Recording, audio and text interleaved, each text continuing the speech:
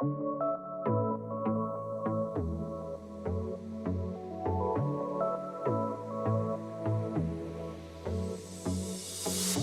everyone. Welcome back to the Nuance Needed podcast. We're excited you're here. I'm Amanda. And I am Sam. And we are going to talk about all or nothing thinking today. Yeah. We just had a whole chat off mic. We did. Sometimes maybe we should record, but also we need like a good warm up sometimes. Yeah. Sometimes you need to kind of like settle into it. Yeah. It's hard to cold dive into recording with no prep work. One day we'll get good enough to be there one day, but that is not today. Yeah, we were just kind of chatting about how all or nothing thinking, also known as black and white thinking, has impacted us individually in the ways it's been impacting our clients in the social media sphere. Yep. Definitely like before the election, but I think also in the last couple of weeks since the election happened. Yeah. And how it's like the very nature of it when we talk about black and white is there's no middle. There's no nuance. No nuance. Very extreme. And I think we both kind of came to the consensus that it just felt fitting to chat about that. Yeah. I mean, I think one could argue this is the basis of this podcast. Yeah. This is the whole reason we're here. Right. Is how do we talk about this? How do we embrace this? And I think it's really hard because I think that there are two things going on at the same time where I think that it is simultaneously more difficult in today's day and age to find nuance because of the internet, social media platforms incentivize, right? Black and white thinking, all or nothing, extreme takes. And then we're also often end up in these echo chambers a lot of times too, which then really reinforce things. And I think it is so clear if you ever watch yourself on TikTok specifically, I think, because TikTok, I mean, I'm sure YouTube probably does this too. And that's what people talk about with like radicalization that can happen. But I often think of the metaphor that it's like being in the ocean and you just like keep moving, right? Like more and more one way. And you don't look, you don't realize how far you've drifted until you walk back to shore. Or if you've ever had the experience of being in the ocean and being like younger and being like, where are my parents? I'm like really far away from them. And you have to like be diligent and do work to not drift in the same way. Like you have to be diligent in the ocean to keep every few minutes walking towards, I think, the left, the right, whatever.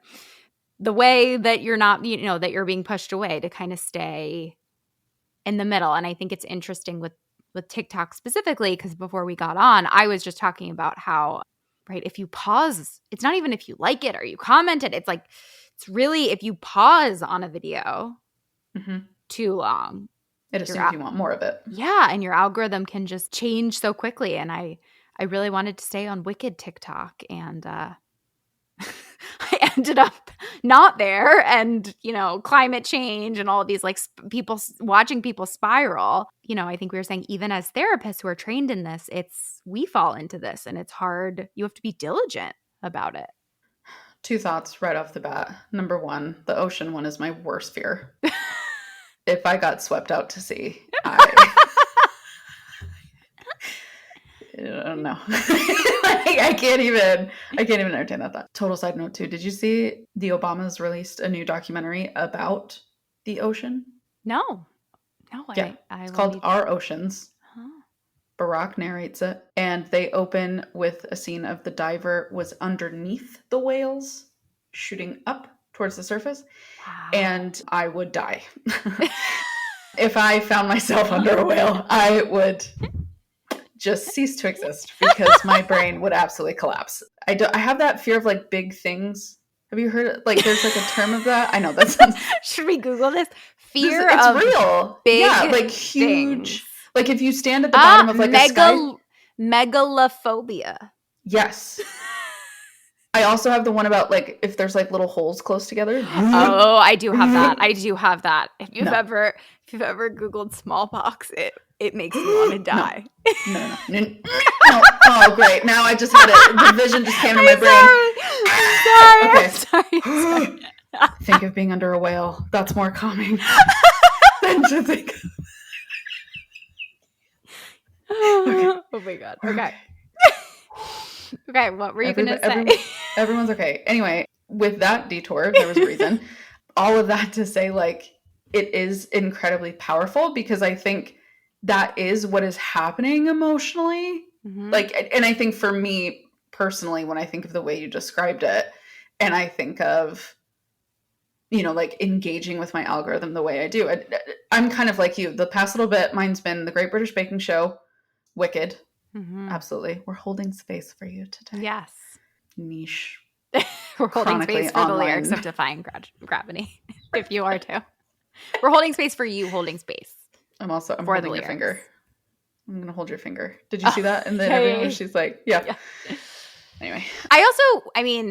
When we start doing bonus episodes, I could do a whole conversation about, I think, why are people mad that they're like having really big emotional reactions to this very powerful movie? Like, it's their dream come true. Let them cry and hug each other. Who cares? Yeah. But anyway. We'll do an episode on Wicked. Don't worry. It'll happen.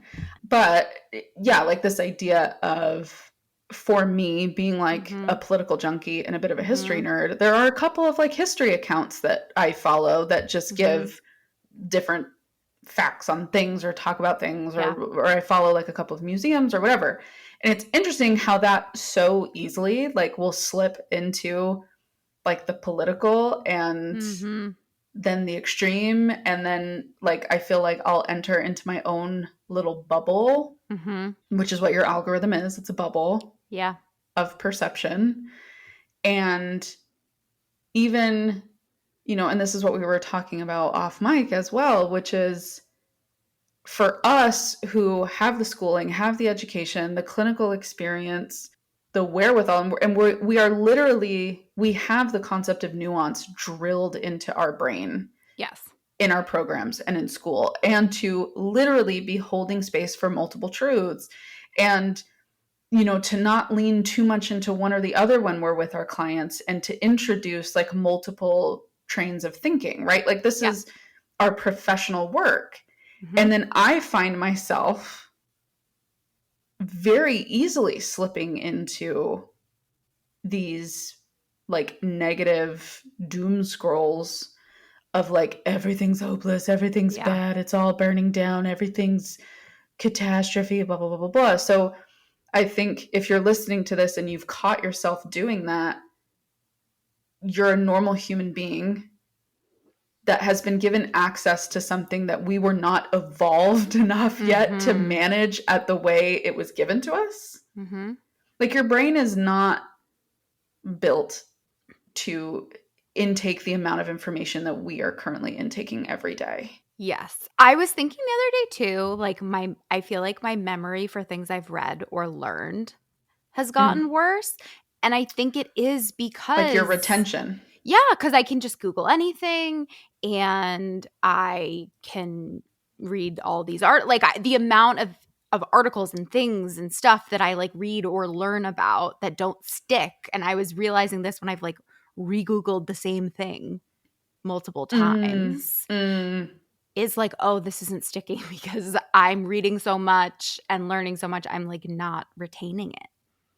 Do you think it's like, do you, like if you Google something, is it because like you were on something else, had a question, went to Google, then like you read it and you're like, oh, okay, then you go to the next thing, then you like, kind of like the bounce. Yes. The phone bounce. That's what I call it, that I do. Yeah, absolutely. So, I mean, I think broad level perspective, if people don't know, right, all or nothing thinking is something called a cognitive distortion. So, right, a cognitive distortion is essentially an irrational thought that we have that prevents us from seeing and perceiving reality accurately. So, on a broad level, right, all or nothing thinking is a cognitive distortion. And a cognitive distortion is essentially an irrational way of thinking. It's like a thinking error that we tend to fall into. And yeah, there are a bunch of different ones. Besides all or nothing thinking, there's personalization, which is where you think that everything is about you. You personalize things, catastrophizing, overgeneralization. But I would say, I mean, the one that I probably come back to a lot with people is all or nothing thinking. Same. Same. I would say that one is the most common. Yeah. I like for me, Yeah. I would say that one's almost like the umbrella. Yeah. Like everything else underneath it is kind of like the symptom a little bit of that kind of existing in this very binary world where everything's like black and white, right, wrong, good, bad. And I found recently, kind of on a collective level, that the black and white thinking is leading to the catastrophizing. Yes. That is exactly what I would say. Which, after I got like torn away by my fears of large things and tiny holes,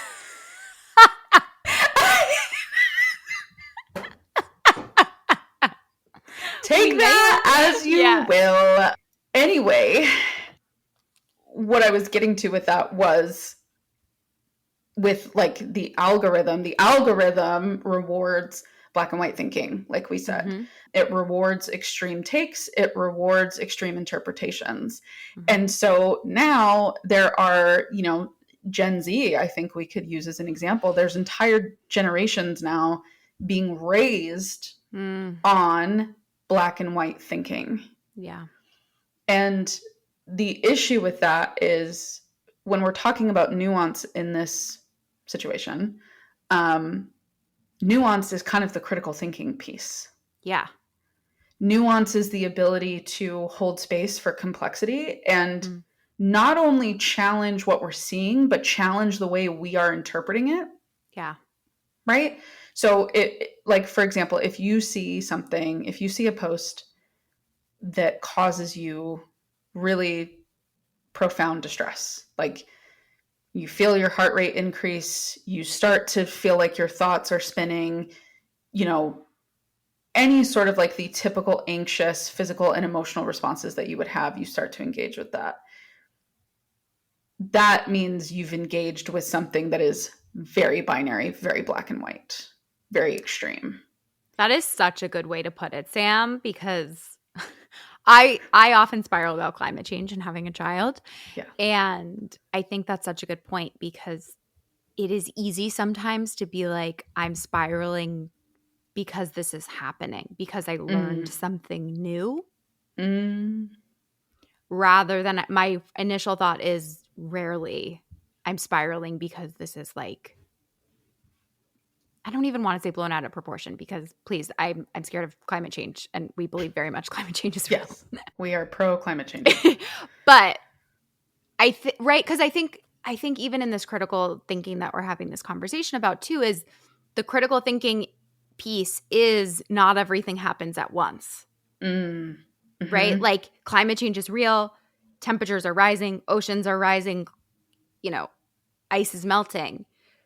But there is that space still for, I think we go so quickly because of the algorithm, because of how things are, prioritized to, there's no point, right? You shouldn't have kids. There's no point in living. Just retire. There's no point in working, retire, give up.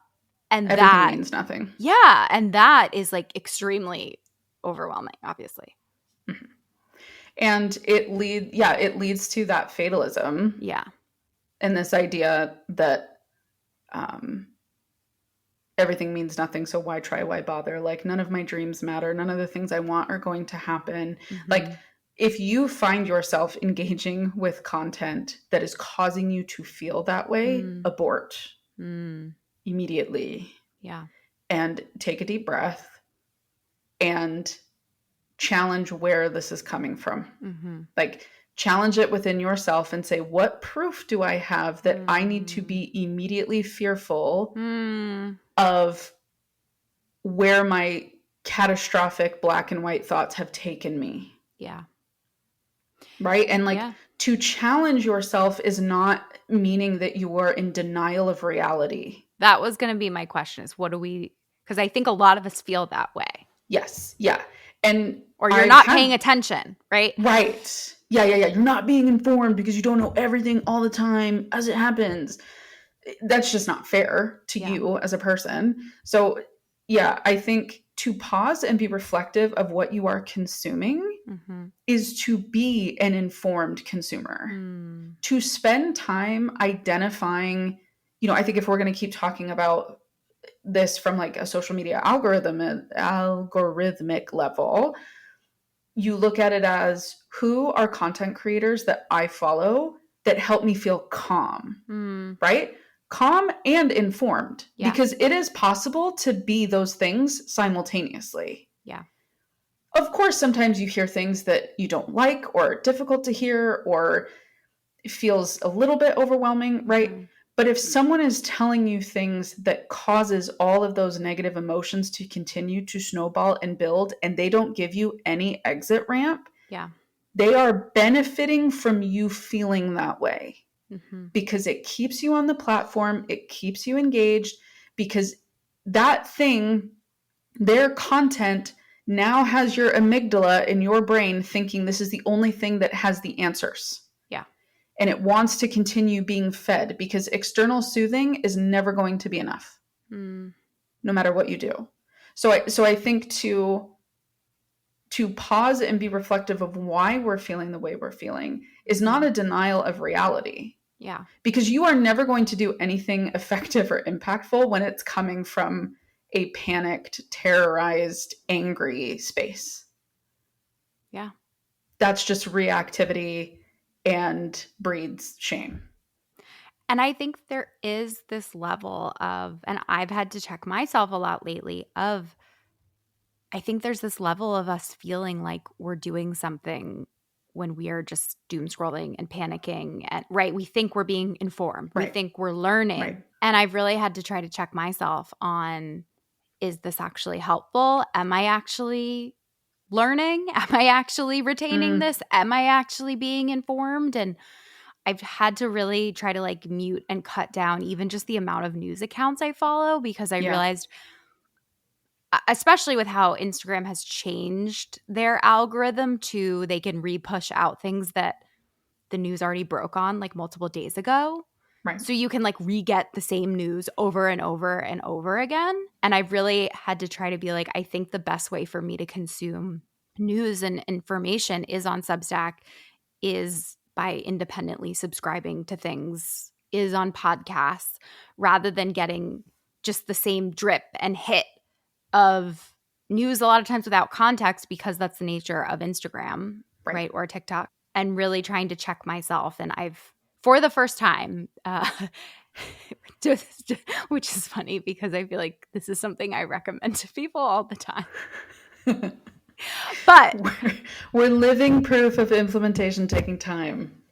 like trying to actually, on my settings on like on my phone and stuff, like set limits on Mm-hmm. different apps and things Mm-hmm. like that. And it has like helped me a lot. But it is so weird how we feel like we're doing something by making ourselves miserable. We feel like we're sacrificing ourselves for a cause, when in Mm-hmm. reality, a lot of times it's making us more overwhelmed, more desolate, Mm-hmm. more panicked, more useless, Mm-hmm. because we're constantly trying to manage our emotional reaction to all the things that we've taken in. We can't even then make a difference and do something positive for our community or causes we care about. Mm-hmm. Hi there. If you are thinking, I could really use a therapist to process this with me right now, I wanted to share my practice, Therapy for Women Center, has therapists in the Philadelphia area. And also, we have therapists for online therapy licensed in 43 states across the country. We would love to be able to help you. If finances are a concern and you live in Pennsylvania, we also have 2 interns that just started. They're under expert supervision of our licensed clinicians, but they charge only $50 per session. And I would love for you to learn more and check it out at therapyforwomencenter.com. How, I think this is something that I've been thinking about for myself, Mm-hmm. like based off of what you just said. How do you feel you best like tap into hope on Mm. social media? Like, what are things that you look for that make you feel like better or empowered. And I think the second part to that question is, do you feel like that's possible on the apps? This is such a good question that I'm interested in your answer to. I mean, I follow like good news, Right. you know, accounts, Good News Co. and stuff like that, which is helpful. Mm-hmm. But I do think it's really hard when so much terrible things so many terrible things are happening. It is really hard, I think.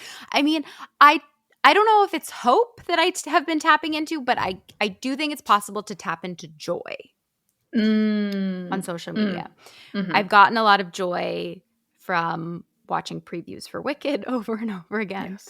Yes. and being excited about it and seeing the promo and learning about how they did the costume design and the set design, and those are like unique social media things that I think are cool, that we get to like pursue our passions and The learn behind the about. scenes. Yeah, learn about different things. So yeah, I don't know if it's hope as much as I think it is easier for me to identify this is a joyful thing for me.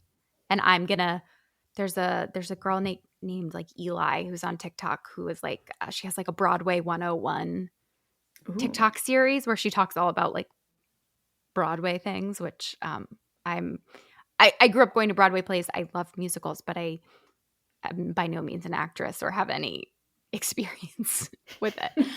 So like seeking out a specific thing, but I don't know. I think lately hope is hard because I think we've all been if you wanted the election to go a different way, I felt hopeful like when, Kamala had entered the race. That Yeah, felt like same. positive and exciting. I think it's Same. really hard, even though I know logically I shouldn't feel this way. It's hard to not feel like stupid for being so hopeful. So yeah, I don't think lately I've been tapping into hope. I've been trying to instead tap into joy. Mm. What about you? I think same. I think maybe like hope was not the right word, which seems really dark. But I think I maybe I'll interpret it this way because, and the reason I brought up this Mhm. question in response to what you said is because we've both been getting asked through Yes. comments, through DMs, through question boxes, all of it.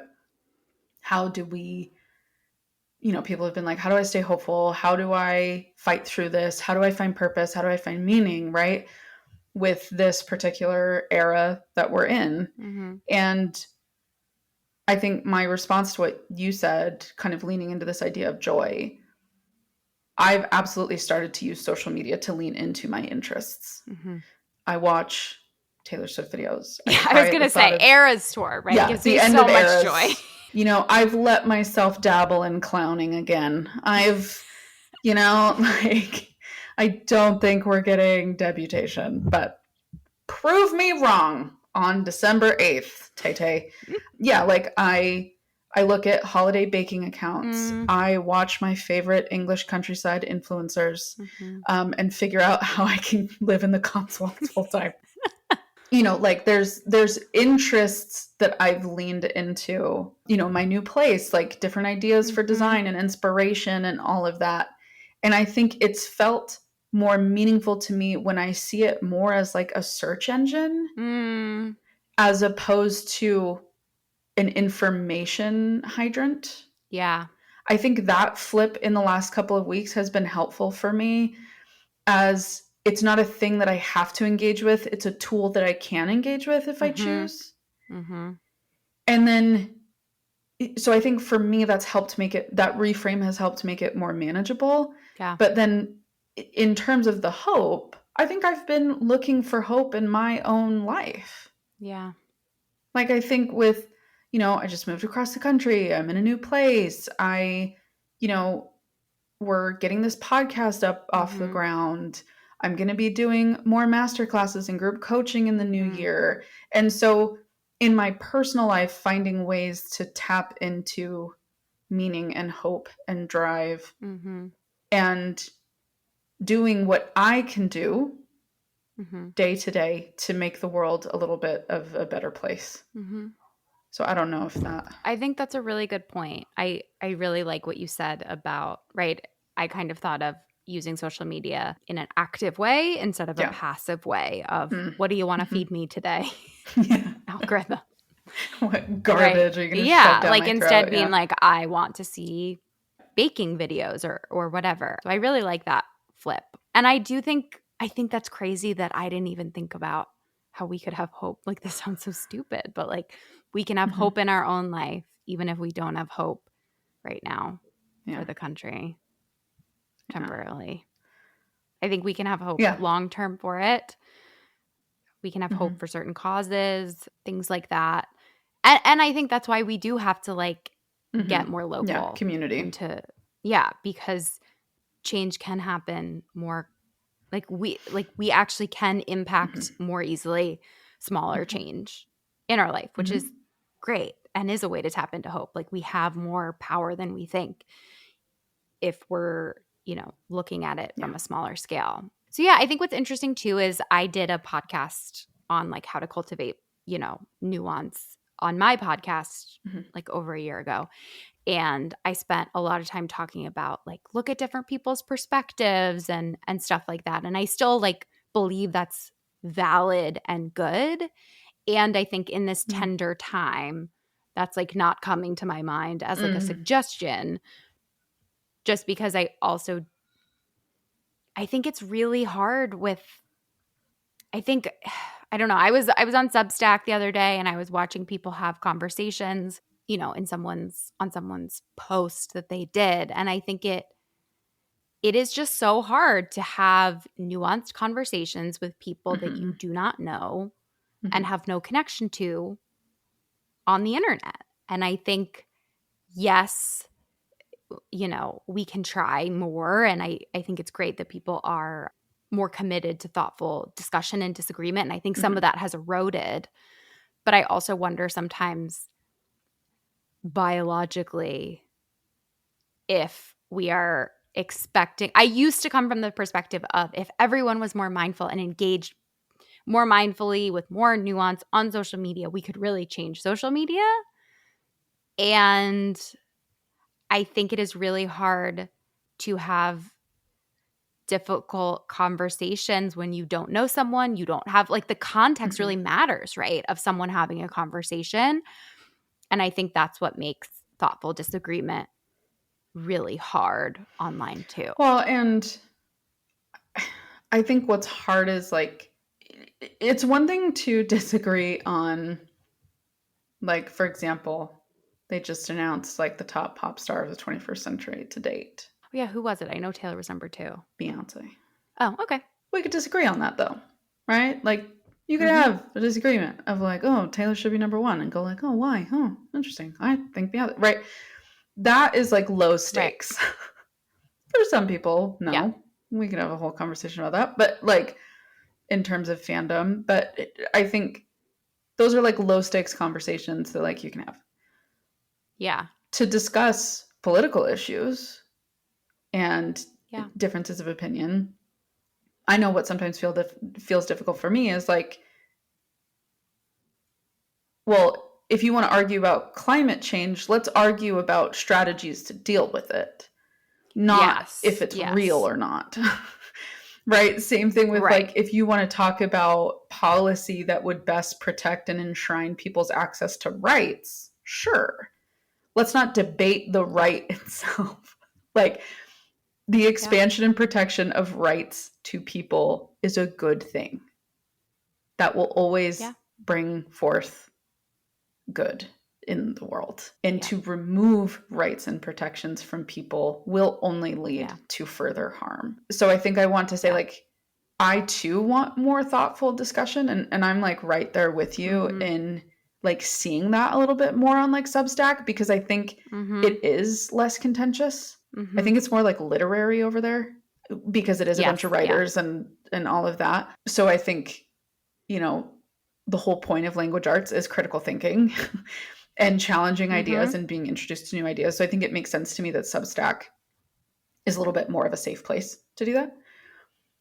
Yet I also just want to introduce that there is nuance with like this Mhm. debate issue. And I think the reason I bring that up is because I've had a couple of clients who are like, I'll kind of encourage them to like have these discussions and like advocate for themselves. And they're like, yeah, but then Mhm. I'm like advocating for my right to exist. And I'm like, Yeah. I can see how like that would be like Yeah. really exhausting and difficult. Yet you do get to exist, and your existence making someone else uncomfortable is not your problem. Yeah. And so I think all of this to say, and I think even to kind of like sum up everything that we're saying, is you do have a choice. You have a choice. You have a choice Mhm. in the things that you search for in your algorithm. You have a choice in what you engage with and what is served to you. You have a choice in how long you spend on the apps. You have a choice in the Mhm. conversations you do and don't have. You can choose to Mhm. not have a conversation, and you can choose to continue a conversation, even if it is difficult, even Yeah. if it is triggering. Because I did a post on TikTok just the other day, and I think I'm going to throw it up on Instagram as well. But, I was saying like the people that tend to advocate for silence on difficult issues at the family functions tend to be the ones that benefit from the silence. And a couple of Yes. people got a little spicy in the comments, and they're like, well, I don't say anything because like it's best for my mental health. And I'm like, absolutely. Like, if you have had that conversation before and it feels too exhausting and you don't want to do it anymore, I totally get it. And Yep. to also advocate for, you don't have to stay quiet. You don't Mhm. have to just take disrespect. You don't have to just take blatant misinformation being spewed all over the family. Mhm. What it comes down to is, what do you feel is best for you? Not only in these Yeah. conversations and talking about things, but also in the content that you're consuming, and, the way your algorithm is serving shit to you. Like, Yeah. at the end of the day, I want you to walk away feeling a little more empowered that you do have a say in things. Mhm. I love that. I think that I mean, that's what I think we always kind of come back to, is that's what's so interesting, is what is self-care or good for one Not for the person other. Yeah. is the opposite for someone else. And that is why you have to the best way I think to actually cultivate nuance in your life and actually challenge, right? All or nothing thinking is you do Mm-hmm. have to know yourself Mm-hmm. first. And we've talked about this before, but I think we'll probably do a whole episode on it at some point, of just, right, we circle around it. How do you use social media for good? How do you actually know how to deal with this and take care of yourself? And you do have to know yourself first in order to know Right. what the next step is. You have to know what Right. your values are to be able to then make a Right. cognizant choice. And I think a lot of people are not in tune with their values. They're not in tune with themselves. They don't spend enough time reflecting on what's important to them, what matters to them. So then, yeah, of course, it is going to be like, if you struggle to know your values and know what is important to you, social media is Yeah. not going to be a great place for you, because you are going to just ping pong with everything. And I think even if you do, it's easy to ping pong. And that's where we're kind of talking about coming back to yourself, coming back to your values, coming back to, why am I Mm-hmm. on social media, or why am I Mm-hmm. at this gathering? What am I looking to do today? What do I need for Mm-hmm. my mental health? And really checking in with yourself, because the other really hard thing is, the more, emotionally activated or charged, or I'll say, right, like the more I we're going to need to do an Uh-huh. episode on the word triggered, because I don't really like the word triggered, but I like the word activated because Yeah. right, it means like you're Yes. heightened, you're It's more primed empowered. for a fight. Yeah. Yeah. You're up there, you're ready to go. Right? The more like activated you are, the more like dysregulated you are, the more you are gonna fall a lot more into all or nothing thinking. And it is gonna be harder for you to Mm-hmm. remain true to Mm-hmm. yourself and what you need. And to go back to, the metaphor you brought up in the very beginning before I ruined it with whales, was like this idea that, like, it's so easy to be pulled adrift in the systems that we live in Mm-hmm. today, and to fall into these very Mm-hmm. binary, bleak, black and white, thinking errors. And so, Mm-hmm. yes, you absolutely have a choice, and you get to do the work to understand yourself better, to know, like, what are the things that make you activated? What are the things that make you feel the most overwhelmed? And do we need a Mm-hmm. break from certain content? Do we need a break from, Mm-hmm. the apps and all of that? So yeah, I think, just to close, like, to practice feeling empowered instead of dictated to. Mm-hmm. And I think like my homework kind of for people is think Yeah. about your values. Like I am such a big proponent of values work. Google if you want values. List of values. Yeah. I have like a whole in my book, which is obviously about not drinking, and I have a workbook called Not Drinking Tonight that has a whole chapter on values and how to identify them and stuff like that. And be clear what your values are, and they can change, but try to take action from there. And I think the other thing I want to give, listeners, if you are feeling really stuck in all or nothing thinking, one of my favorite thought exercises is to say, is there another way I Mm. could interpret Mm. this? And again, we're not saying someone's being shitty to Right. you and we want you to like interpret their behavior in a different way. I'm talking about if you're telling yourself Mm-hmm. a story that there's like no hope, right? Or that you should give up, or this person hates you, or whatever it is. Try to think of a different way to interpret it, because I think one of the absolute privileges of being a therapist is we get to see so Mm-hmm. many different people and really get to see different perspectives and really get to see how two people can do the same behavior and they have totally different perspectives and totally different interpretations. And different outcomes. Yes.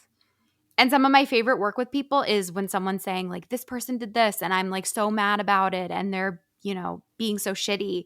And I can say, if you want an alternative perspective, like I have had clients who've done that and this was Mm-hmm. what they were dealing with. Mm-hmm. Yeah. I don't know. But that is such a, I think trying to push yourself to think of things in alternative ways is a very helpful thought exercise in challenging all or nothing thinking. Couldn't agree more. All right, everyone. Well, thanks so much for listening to the podcast. And as always, if you can rate, review, share with your friends. We're still trying to really get it up and running. We're still trying. Yeah. It's good though. We really enjoy doing this because we're both yappers, and so to yap into a microphone feels incredibly healing. And to know that you guys have been enjoying it, you guys have given us like really incredible feedback so far, and we really appreciate you. And we have a lot of big plans for this, things that we'd like to have happen. Yeah. So, and as always, if you have questions, we're going to, especially in the new year, we're excited. We're going to transition into adding more episodes, doing more like FAQ episodes. If you have questions you'd like us to answer, DM us, reach out to us. You can also call the podcast hotline, 813-444-8683. We'd love to hear from you. And if you want us to make merch that say, sorry, I ruined it with a whale. Do we need a shirt that says scared of big things and little holes? That would please. If we need our first bit of merch to say that, we'll do it. Like we'll find a way to make it happen. On a hat? Come on. The girlies would live. I really need sorry I ruined it with a whale as a shirt. Either one. Maybe we'll throw up a vote. We'll see. Yeah. All right. We love you all so much, and we will talk to you next week.